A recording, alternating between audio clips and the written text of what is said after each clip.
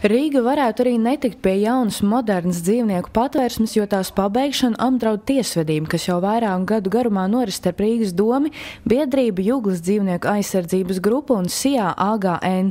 Uzņēmumu plānos ietilpst attīstīt teritoriju Juglā uzceļot dzīvojamo māju kompleksu, savukārt patvērsmes tuvums varētu ietekmēt īpašumu vērtību un iedzīvotāju komfortu. Lai gan objekts ir pabeigts par aptuveni 90%, iespējams, ka būvatļauju varētu tikt apturēts, skaidro biedrības valdes locekle Vija Klučniece. Viens no iemesliem, kāpēc iet runa par būvatļaujas anulēšanu, ir tas, ka netika veikta sabiedriskā aptauja. Bet sabiedrisko aptauju vai veikt tādā gadījumā, ja zeme robežojas ar dzīvojamām mājām. Šeit blakus atrodas tikai ražošanas teritorijas, tas ir SIA, kuriem nav dzīves apstākļi. Un jāsaka, ka, diemžēl, zaķīti un lapsiņu mēs nevaram apjautāt mežā, vai viņai traucēs dzīvnieku patvērsme. Viņa uzsver, ka SIA AGN iebilst pret iespējamo troksni un smaku, ko varētu radīt patvērsme, tomēr blakus esošajā teritorijā dzīvojamo māju pagaidām nav. To vietā slēdz rūpnieciskās ēkas. Biedrības pārstāvi norāda arī uz to, ka uzņēmums nav meklējis citus veidus, kā konfliktu izbeigt.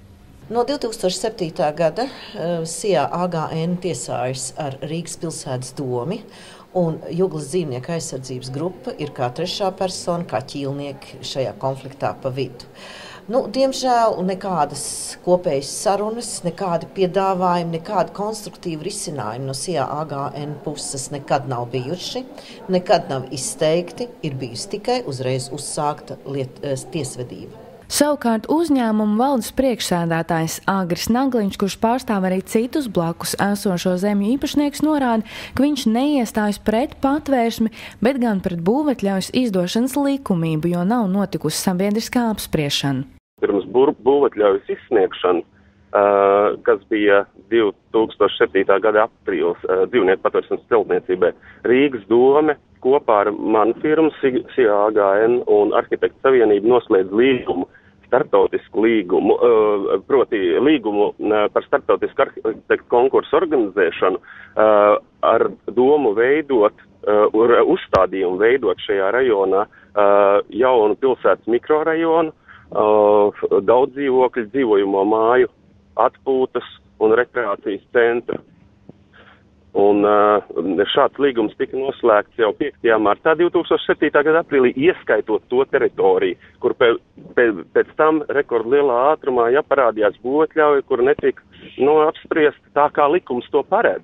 Viņš noraida pausto informāciju, ka SIA AGN nav bijuši ieinteresēti risināt pārunas ārpus tiesas, ja vien tiktu ievērot pāris nosacījumi, kā piemēram neturpināt projektu 2. un 3. kārtu. Laikā neviena Rīgas domas struktūra vai Juglas dzīvnieku aizsardzības biedrība absolūti nevēlējās runāt ne par kādiem kompromisiem.